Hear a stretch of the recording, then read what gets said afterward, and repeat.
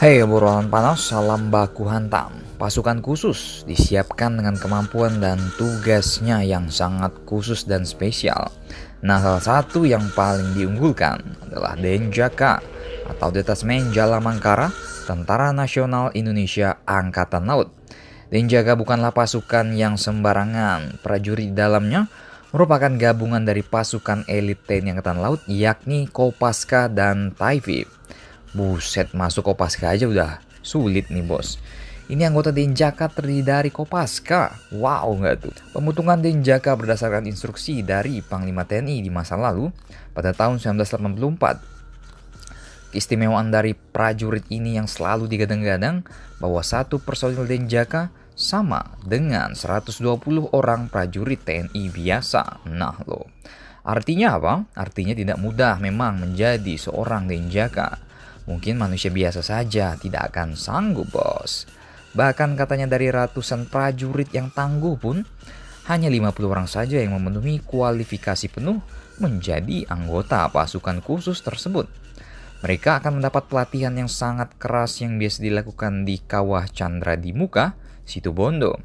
Bahkan tahun-tahun sebelumnya tidak sedikit prajurit yang gagal dalam proses pendidikannya dan hanya belasan saja yang diterima. Bagi yang tidak berhasil dan gugur akan kembali lagi ke kesatuan sebelumnya.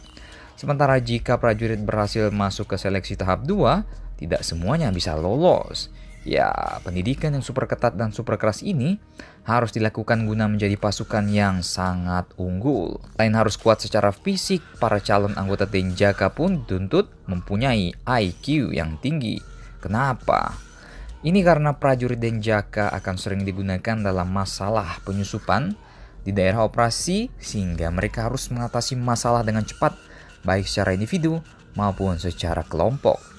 Selama dalam proses pendidikan calon anggota hanya akan mendapat teori di dalam kelas 20% saja, selebihnya mereka berlatih langsung di dalam hutan, laut, dan udara. Nah, buat kalian para mahasiswa yang tidak suka di kelas mungkin bisa mengikuti seleksi Denjaka.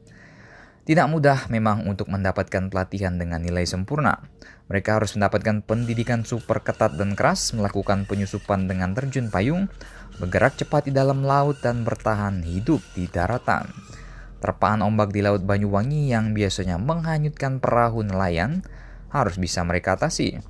Mereka harus bertahan sekaligus menyelamatkan diri sendiri dan anggota lainnya. Bahkan mereka kerap dengan kaki dan tangan terikat di ombang-ambing di lautan. Nah loh, sangat berat bukan?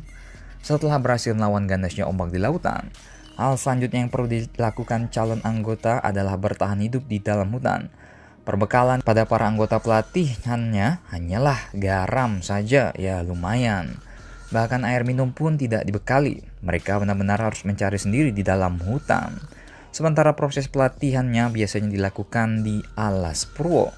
Tepat di tengah hutan, mereka harus bisa bertahan hidup selama berhari-hari.